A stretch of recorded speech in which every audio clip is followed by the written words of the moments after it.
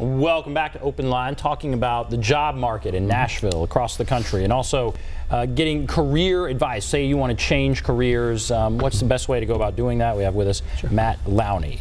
All right, I want to talk about the changing nature of the workforce. Yeah, absolutely. So you hear that people don't want to work as much I think, as they used to. Don't we all don't want to? At the end of the day, I don't really. I think this is like, people complain about the millennial generation, like they're lazy and they're self-absorbed. That's not been my experience. I think what it is, they need meaning, and they do generally struggle with like being the administrative assistants of the world.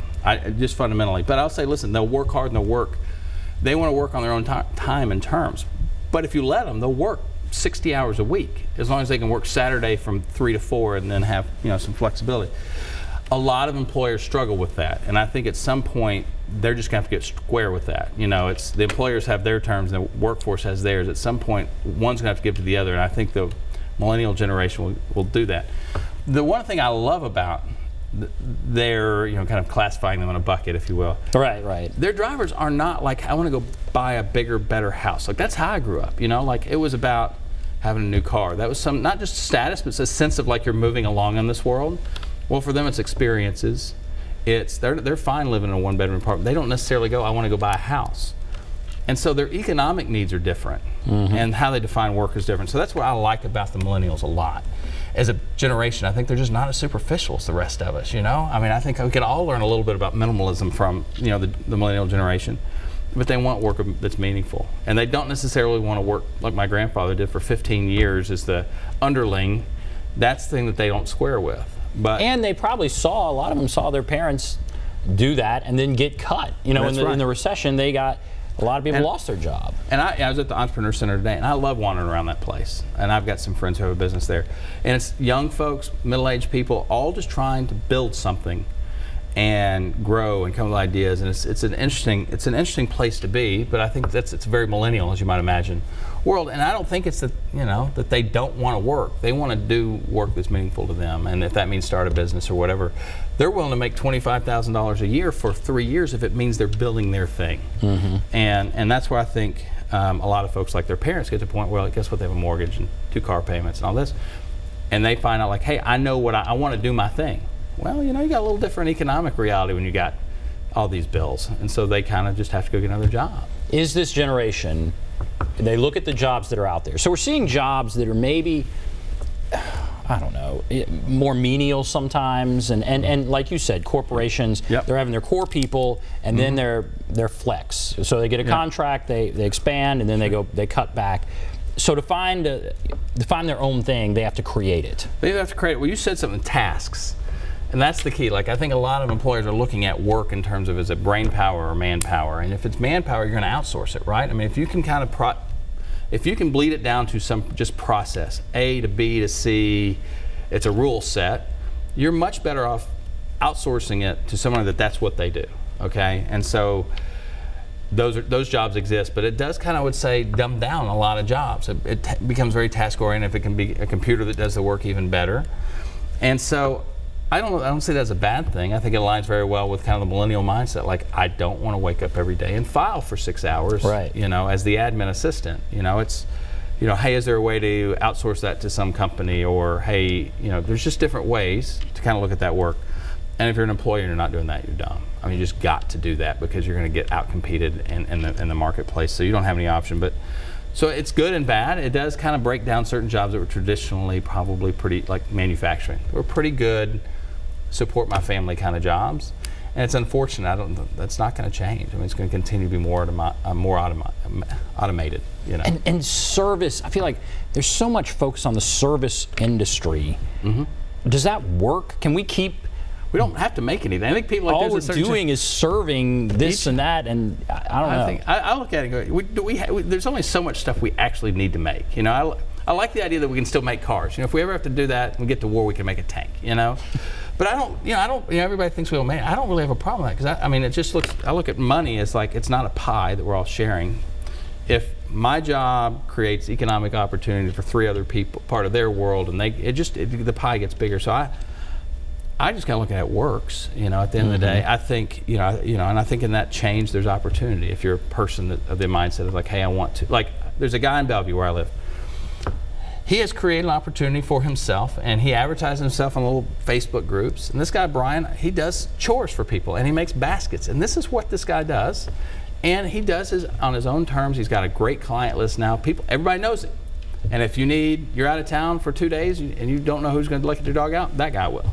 Mm-hmm. And I don't know what he makes. That's none of my business. But I think he's defining work in a way he is happy doing, and I applaud him for that. And so I think that's fascinating. You see it from all ends. Mm-hmm. Where do you think we'll be, in 5, 10 years? Where is? I think we're working still towards the end of just being a much, much larger pool of flex workers. Contractors. I think you're going to have more people who own their own business kind of out there creating their own opportunity, if you will, selling, consulting, doing whatever. And I think you're also going to see just more and more companies go, well, we're just looking for contractors. Like we know that our core payroll is going to be 80 people, but we know our variable payroll needs to be anywhere from 1 to 40. And there's a lot of opportunity. The real bugger about that is you have to continue to network. That's where these folks are perma contractors, which you see more of that. They're gonna learn that you're gonna make more per hour. That's great. For each hour you work, you're gonna make more per hour for the work you're doing. The inverse is your health insurance comes out of your hide. Your bill, probably depending on a W-2 or 1099. But you need to know that 5 hours a week, you're going to have to remember, hey, I got to make sure I'm calling my network. Hey, I'm always looking for the next gig. And that's fundamentally different. Like our parents went and got a job for 20 years and they weren't too worried about the next job. No. And that's changing, and you can't change it. And so in this time where we are right now, mm-hmm. let's say you were thinking, okay, this is a time I want to change careers. Mm-hmm. And we'll start a younger person, I don't know, 30 years old, mm-hmm. and kind of go from there. How do you go about doing that? And is this a good time right now in your opinion? I think so, just because there's a lot of activity. It's not like it's a stagnant world. But I think at the end of the day, it's what do you want to do? I think that's what I'm back to the millennial thing. I think they start with a narrative, what do I want to do and what do I want to be, versus, hey, I need to go, this job pays 40, I'll do whatever it is to make 60. And that's how that's the tail end of the generation I got. It was like, it's all about. It was just about the money. The economic drivers. And so I look at it and go, if you're 30, figure out, if you don't like what you're doing, go try something else. And you don't have to quit your job. There's enough other opportunity. Go volunteer. Like, hey, if I'm an accountant and I think about HR, well, I don't know, there's probably lots of opportunity. Go work on a nonprofit board and, spend some time with the HR team and see what do they do every day. Mm-hmm. There's lots of ways to, but you got to be intentional. I think that's what the folks who are really good that I've found at staying employed always seem to be doing, friends, you always seem to do something different and interesting, and you always seem to be there. And other folks who just continue to network, and they're intentional about it, and they're always open to opportunities, and they're always exploring.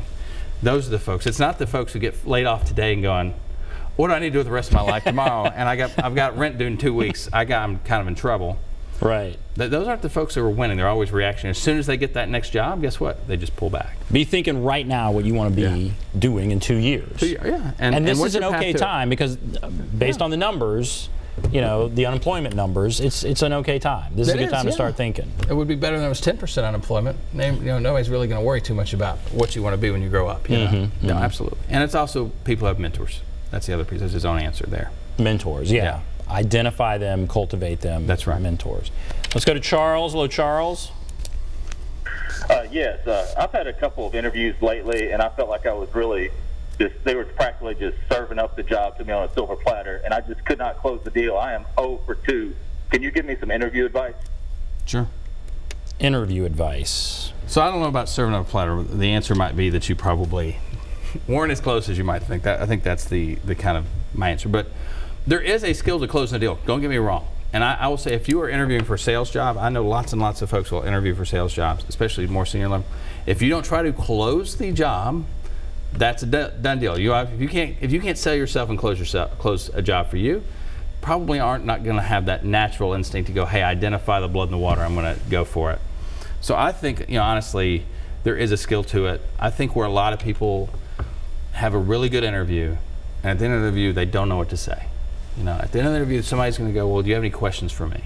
Well, no is the wrong answer. Like I said, no, we're good. I've learned everything. We're square. But I think in that void of awkward, they come up with dumb questions, awkward questions, and it's not. And people warn you, don't ask about parking and benefits. That's fine. I've never gotten a lot of those. But it's absolutely that moment where I realize somebody hasn't prepared. As a guy that interviews people all the time, it's that moment I know they can ask an insightful question kind of off the cuff, and if they can't do that, they've done enough homework that they're ready for. Because I mean, I remember I interviewed as a 25-year-old. I would write down like 10 questions. Right. I knew like 4 of them would get answered, or 8 of them. Yeah. And I want all my answers, and I'm like, oh, I got no more questions. I always make sure that I had something, but I think anything that kind of provides some insight into the fact that, hey, I noticed that your #1 competitor just acquired a products company, and you guys don't really do products. You know, what did that do in terms of landscape of this opportunity here? Just something that kind of says I've got a radar. That's what I'm saying as far as the end of it, and that will kind of get you to it. So I'm interested in that. Yeah, this notion of, okay, you need to have a question. There's no doubt. At the end, they're going to say, it's not even a secret. At the end, they're going to say, do you have any questions? And so you need to say, you need to have a question. And it needs to be something other than, what am I going to get paid? That's right. Don't ask about money. That's a good point. But I will say that once you have that kind of back and forth question answer, and honestly, there's been times I've interviewed folks that I don't even have, I as the interviewer don't have questions. I'll let them lead the way just to see how much they can kind of, be uncomfortable and still go with it. But at the very end, I think you need to make sure that you clear the air. And I always say, listen, at the end of the day, say, is there anything you've heard here from our conversation today that would prevent you from moving me forward in the interview process? It is a soft, very nice way of saying I want the job and I'm interested. Right. But it's also a way of saying you as interviewer may have some reservation that you haven't raised, because maybe you aren't comfortable saying, well, I noticed this on your resume, and let's talk about that. I would much rather get that out on the table and have a conversation. Hey, I noticed that like your last job, you're only there 8 months. Explain to me, talk to me through that. But maybe the interviewer doesn't want to be uncomfortable, doesn't want to pose it. So I always like, hey, is there anything you've heard from our conversation here today that would prevent you from moving me forward in the interview process?